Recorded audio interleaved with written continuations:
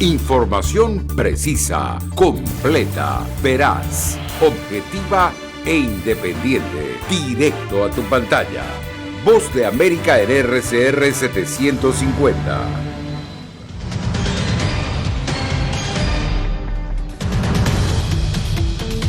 Reapertura de un centro de detención para menores le cuesta críticas a la administración Biden.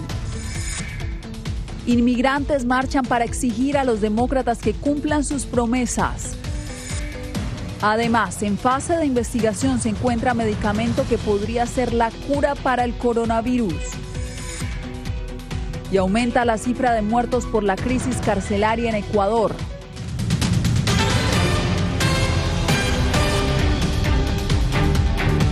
¿Qué tal? Bienvenidos a esta emisión del Mundo al Día. Les saluda Yasmín López. Fuertes críticas rodean a la Casa Blanca tras la reapertura de un centro temporal para menores no acompañados que llegan a la frontera. También hay escepticismo entre legisladores y organizaciones defensoras de los inmigrantes. Con nosotros está Jorge Agobián, quien tiene todos los detalles. Jorge, ¿cuál ha sido la reacción de la Casa Blanca? Yasmín, la secretaria de prensa de la Casa Blanca, dijo que la administración Biden escogió entre dos posibilidades y eligieron, según dijo, la opción intermedia. Estaban entre dividir o separar familias que llegaban a la frontera y regresar a menores a Centroamérica o a México, o permitir que una vez que estos menores tengan contacto con la patrulla fronteriza, de permitirles que vayan a estos centros temporales de reasentamiento, asegurando que allí tienen asistencia médica y educativa. This is not kids being kept in cages. La Casa Blanca se defiende de las críticas que le rodean por la reapertura de un centro de reasentamiento temporal en Texas para recibir a menores no acompañados que llegan a la frontera. Good afternoon. La portavoz del presidente Biden aseguró que los menores no serán encerrados en jaulas, una política que fue duramente criticada durante las administraciones de Obama y Trump.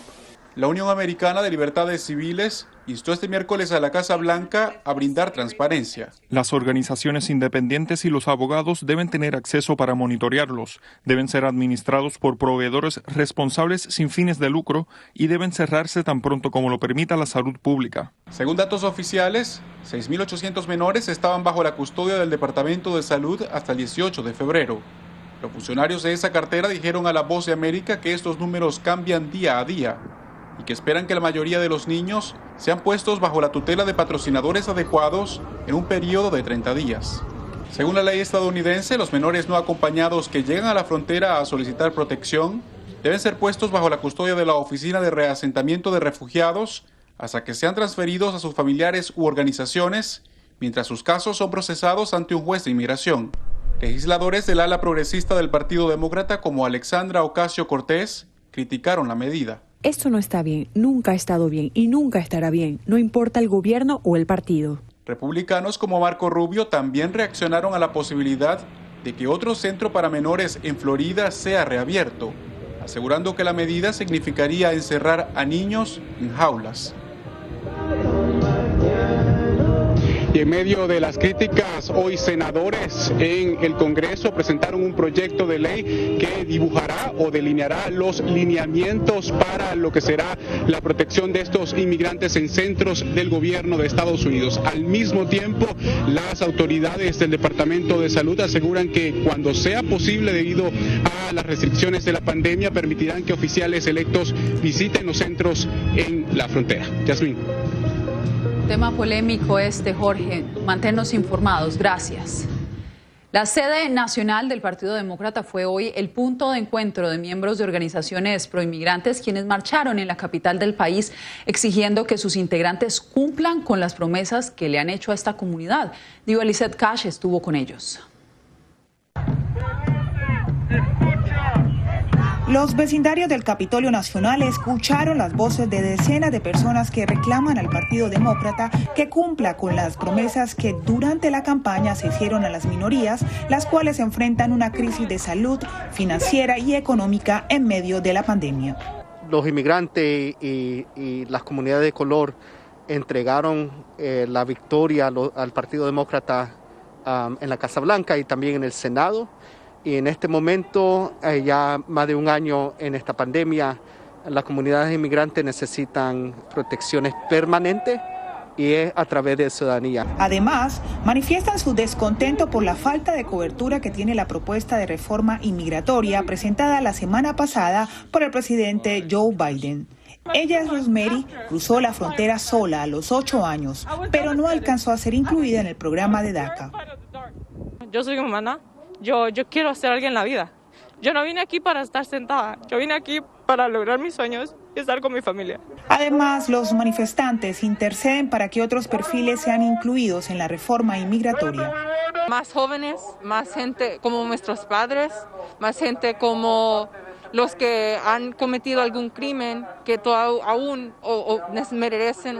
Con esta marcha se completan 2 manifestaciones en la capital de Estados Unidos esta semana y según las organizaciones, aunque el centro de la ciudad se encuentra militarizado, seguirán llevando sus reclamos hasta los lugares más representativos y más cercanos al Capitolio Nacional. Diva Lizette Cash, Voz de América, Washington.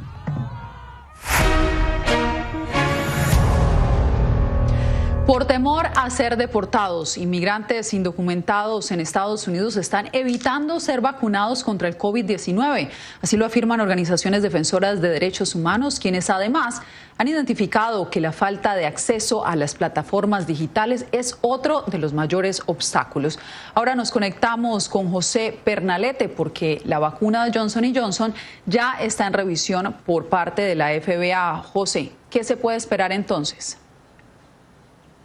Así es, Yasmín, en los próximos días podremos tener entonces respuesta en Estados Unidos por parte de la Junta Independiente de Expertos de esta agencia federal para autorizar la disposición de esta nueva vacuna, que sería la tercera aprobada por parte de las autoridades estadounidenses. Recordemos que la vacuna de Johnson & Johnson es de una sola colocación, lo que puede facilitar mucho lo que es la distribución de esta fórmula. Veamos el reporte sobre el temor de los inmigrantes ante la vacuna. De acuerdo a estadística de los Centros para el Control y Prevención de Enfermedades, los inmigrantes, así como la comunidad afroestadounidense, son los grupos étnicos raciales más afectados por la pandemia en Estados Unidos. De hecho, organizaciones a favor de las libertades cívicas advierten sobre la falta de acceso a la vacuna por parte de grupos sociales provenientes de otros países y que forman parte de la fuerza laboral en zonas apartadas de la nación.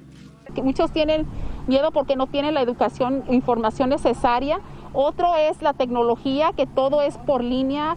La conectividad aquí en nuestras áreas rurales es muy mala. Entonces, también el lenguaje, y por eso la colaboración que hemos formado con el condado y con los rancheros ha sido tan empoderante. Trabajadores hispanos del campo en Estados Unidos valoran las campañas de información en sus lugares de labor acerca de la necesidad de inmunización. Nosotros que trabajamos desde que todavía no sale el sol hasta que se oscurece, entonces llegamos cansados a la casa y luego entrar a internet, estar esperando en el sitio, hacer línea por teléfono, es algo pesado. Además, esta población teme por su estatus inmigratorio, particularmente cuando deben buscar información sobre las vacunas y pruebas de detección en los hospitales. Y si nos da pendiente, pues que empiecen a tomarnos algún tipo de datos y el día de mañana, Dios no lo quiera, llegue a nuestra información a migración. De acuerdo a los Centros para el Control y Prevención de Enfermedades, en Estados Unidos se han vacunado a unas 65 millones de personas. Con la autorización de Johnson & Johnson sería aproximadamente 20 millones de dosis que se actualizarían a esta cifra. Yasmín. José, gracias por la información. Mientras tanto, avanzan las fases de investigación de un medicamento que podría llegar a convertirse en una cura para el COVID-19. La plitepsina se encuentra en fases de prueba en Reino Unido, mientras que en Nueva York investigan si el fármaco podría funcionar para bloquear la reproducción del virus. Laura Sepúlveda nos explica. En tercera fase de prueba se encuentra el Reino Unido para comprobar los efectos de la plitidepsina, un antiviral creado por la farmacéutica española Farmamar, que según dice su gerente de preclínica ha demostrado una reducción de la réplica viral en los pulmones mediante tratamiento profiláctico. Son varias las instituciones internacionales que participan del estudio, como Mount Sinai, la Universidad de San Francisco y el Instituto Pasteur. La Voz de América habló con el director del Instituto de Salud Global y Patógenos Emergentes de Mount Sinai en Nueva York, quien ha estudiado de cerca el medicamento. Las proteínas que vimos que eran importantes para que el virus se pudiera replicar, buscamos si existía algún inhibidor conocido y con eso pues probamos una serie de inhibidores de distintos factores, proteínas celulares que son importantes para el virus. De hecho, el más potente fue la plitidepsina. El medicamento de administración intravenosa, no disponible en farmacias, que ha demostrado, según García, ser efectivo en el bloqueo del crecimiento de células cancerígenas, parece cumplir la misma función frente al virus. Cuando se tratan células con este medicamento, se vuelven refractorias a la replicación del virus, y si el virus ya no se puede replicar, pues se para la infección, y se para la infección se puede parar el desarrollo de la enfermedad. Con los resultados de la tercera fase de prueba de investigación clínica en el Reino Unido, ensayo para el que se reclutarán 600 pacientes, científicos podrían avanzar en la aprobación de la plitidepsina en diferentes países como antídoto contra el virus, para el que se requeriría una dosificación y administración distinta a la actualmente empleada en Australia para el tratamiento del mieloma múltiple. Laura Sepúlveda, Voz de América, Nueva York. Y pasando a otra información, Estados Unidos tiene nueva representante ante las Naciones Unidas. Con apoyo bipartidista, Linda Thomas-Greenfield fue aprobada para el cargo que es vital para el regreso del país a la diplomacia internacional. Bueno, pero para entender quién es la nueva embajadora, vamos con Jacopo Luzzi, porque Jacopo nos va a explicar qué significa esta confirmación de Greenfield. Yasmín, estamos hablando de una veterana de los asuntos exteriores con más de 35 años de experiencia, que había renunciado durante la presidencia Trump. Su confirmación fue aclamada por demócratas y defensores de las Naciones Unidas, que habían lamentado el enfoque unilateral de la presidencia Trump-Pence hacia las cuestiones internacionales. Según expertos, es la persona justa para el cargo y trabajará con los aliados de Estados Unidos para enfrentar los desafíos comunes. A pesar de las objeciones de algunos senadores republicanos que retrasaron la votación, la embajadora Linda Thomas-Greenfield recibió el martes un fuerte apoyo bipartidista en el Capitolio, y más de 20 republicanos se unieron a los demócratas para confirmarla como embajadora de Estados Unidos ante las Naciones Unidas. Según expertos, este fue una importante victoria para la administración Biden en su intento de volver a comprometerse con el organismo mundial, después de 4 años de postura de Estados Unidos primero del presidente Donald Trump, que dejó a Estados Unidos aislado internacionalmente. Cuando Estados Unidos aparece, cuando somos consecuentes y persistentes, cuando ejercemos nuestra influencia de acuerdo con nuestros valores, Naciones Unidas puede ser una institución indispensable para promover la paz, la seguridad y nuestro bienestar colectivo. Greenfield dijo que trabajará para que Irán no logre un arma nuclear, apoyará a Israel y aclaró que Estados Unidos tendrá que reaccionar duramente a las acciones enemigas de Rusia mientras se buscan intereses comunes. Hablando de China, Greenfield fue muy criticada por ser suave con el país asiático en el pasado, algo que ahora ella negó firmemente. Sabemos que China está trabajando en todo el sistema de la ONU para impulsar una agenda autoritaria que se opone a los valores fundamentales de la institución, los valores estadounidenses. Su éxito depende de nuestra continua retirada. Eso no sucederá en mi periodo. Se conoce que se ha enfocado en asuntos de África, pero aún no es claro cuál será la posición de Greenfield sobre América Latina. Pero la embajadora entrará, Yasmín, en una situación delicada para el continente ahora, después que Estados Unidos recortó los fondos de UNICIDA y otras entidades como el Fondo de Población para Centroamérica. Jacopo, gracias por el reporte.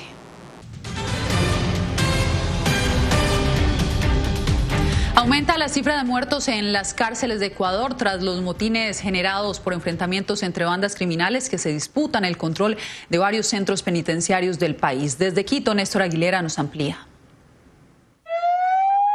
A 79 se elevó el número de personas que murieron en 4 cárceles ecuatorianas localizadas en 3 provincias. La cifra fue actualizada en la mañana de este miércoles por el Servicio Nacional de Atención a Privados de la Libertad tras una jornada en la que predominó la violencia. La principal hipótesis sobre el amotinamiento tiene relación con disputas entre bandas para alcanzar el poder en las cárceles. 2 grupos tratando de encontrar un liderazgo delictivo al interior de los centros de privación de la libertad.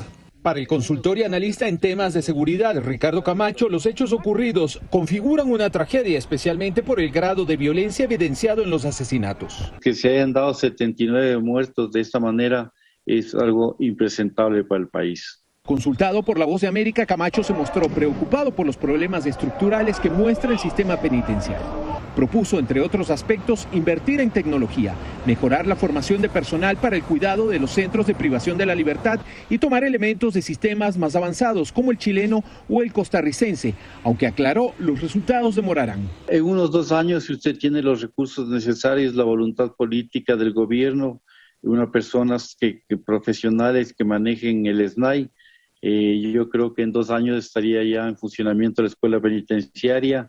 Tras los hechos de este martes, el presidente Lenín Moreno instruyó a las Fuerzas Armadas ejercer un estricto control de armas, municiones y explosivos en los perímetros exteriores de los centros penitenciarios. Néstor Aguilera, Voz de América, Quito. En Honduras ya hay reacciones tras el anuncio de un proyecto de ley propuesto en Estados Unidos que busca que el gobierno estadounidense sancione al país latinoamericano por actos de corrupción significativa y violaciones de derechos humanos. El informe con Óscar Ortiz.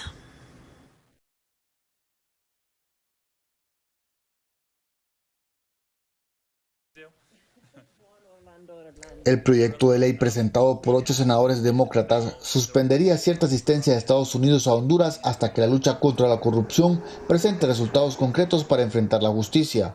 La norma menciona los cuestionamientos de los cuales ha sido objeto el presidente de Honduras, Juan Orlando Hernández. Esto ya ha generado reacciones de expertos en derecho penal. Mientras tanto, el presidente Juan Orlando Hernández reafirmó su lucha contra la corrupción mediante una declaración pública.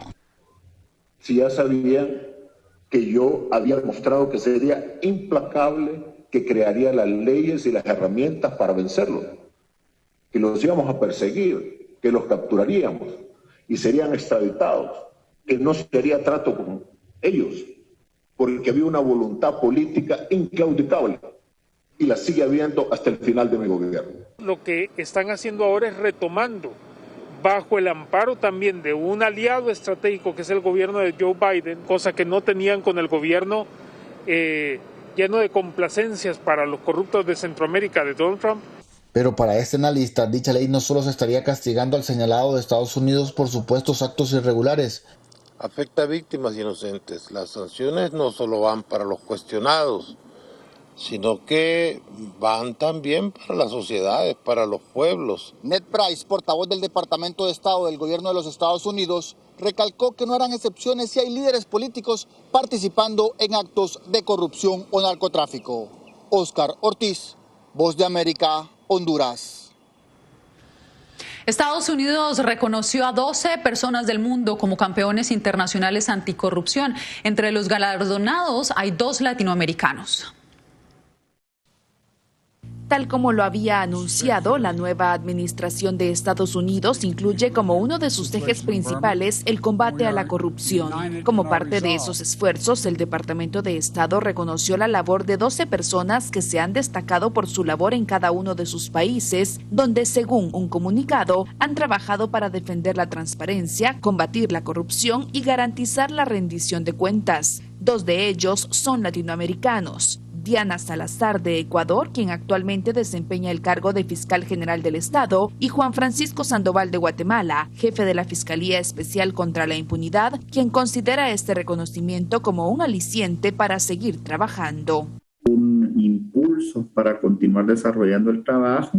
En 2020, la Fiscalía Especial contra la Impunidad investigó 125 casos, desarticuló 19 estructuras y logró 225 sentencias. El fiscal Sandoval asegura que pese a que falta mucho por hacer, es importante destacar el avance alcanzado. Lo que hemos hecho y que la tarea que diariamente desarrollamos no sufra tropiezos, contratiempos ni se paralice. Además, resaltó el apoyo que continúa por parte de Estados Unidos. El Departamento de Estado afirma que la corrupción amenaza la seguridad y la estabilidad, facilita la delincuencia transnacional y desvía recursos públicos y privados. Eugenia Sagastume, Voz de América, Guatemala. El presidente Daniel Ortega dio indicios de querer un acercamiento con Estados Unidos y la Unión Europea. Donaldo Hernández nos trae los detalles. Observadores políticos como Fanor Avendaño creen que las sanciones que Estados Unidos y Europa le han impuesto a más de 24 funcionarios nicaragüenses en los últimos 3 años no han ayudado a resolver la crisis sociopolítica. En Nicaragua las sanciones no han demostrado que han cambiado el rumbo político de la línea del gobierno de la administración Ortega. Razón por la que el experto considera que se deberían suavizar esas medidas punitivas. Relajarlas implicaría también un mensaje de los Estados Unidos, entablar un diálogo serio con puntos muy claros sobre cómo se va a retornar a un sistema democrático en Nicaragua. En su más reciente discurso, el presidente Daniel Ortega apeló a un diálogo con Estados Unidos y Europa. Sin embargo, el opositor Luis Fley afirma que mientras el líder sandinista no muestre voluntad de garantizar elecciones transparentes, la administración Biden no cederá. Si quiere que le quiten las sanciones, tiene que hacer las reformas electorales que le está exigiendo la OEA, como la resolución del 21 de octubre. Solamente de esa manera las sanciones podrán quitárselas. Entre tanto, recientemente el vocero del Departamento de Estado, Ned Price, dijo que la administración Joe Biden está comprometida a apoyar al pueblo nicaragüense y su demanda de democracia. Donaldo Hernández, Voz de América, Managua. Una hispana fue galardonada con el Premio Internacional por las Mujeres en la Ciencia. Veamos la historia. Con geometría, álgebra y teoremas, la doctora Alicia Dickenstein analiza reacciones bioquímicas, estructuras y comportamientos celulares. Sus contribuciones a las matemáticas la hicieron merecedora del premio L'Oréal UNESCO por las mujeres en la ciencia. Hay que descartar ese preconcepto de yo no nací para las matemáticas, no es una cuestión genética, es algo que se adquiere. Y la matemática básica está cableada en nuestro cerebro de la misma manera que la facultad que tenemos los seres humanos de hablar. O sea, la matemática básica la hacemos porque somos seres humanos. Según los organizadores, sus investigaciones edificaron vínculos con la física y con la química. Nuestros cerebros están dentro del universo, están construidos con las mismas leyes que el universo. Nuestro cerebro que los planetas, que todo lo que está alrededor, ¿verdad? Datos de la UNESCO revelan que el 33% de las personas que se dedican a la investigación son mujeres, por lo que según la académica hay que eliminar las inequidades que están en la base de la sociedad. De que no es femenino, o bueno, que las mujeres podemos menos, o sea que el trabajo que nos queda es desarmar estas cosas más sutiles. 5 de las mujeres que han ganado este galardón en años posteriores recibieron el premio Nobel. A mí me alegra mucho porque hace visible la matemática, porque hace visible que también es una carrera que las chicas pueden elegir. Alonso Castillo, Voz de América, Miami. Y bien dicen que después de la tormenta llega la calma, pues justamente eso fue lo que pasó con cientos de tortugas que la semana pasada salieron del mar aturdidas por las gélidas temperaturas en Texas. Voluntarios las resguardaron para evitar que se congelaran y ahora todas ellas han sido retornadas a su hábitat natural con ayuda de la Guardia Costera y los guardianes de los parques y la vida silvestre de Texas. Con esto nos despedimos y nos vemos mañana con más información.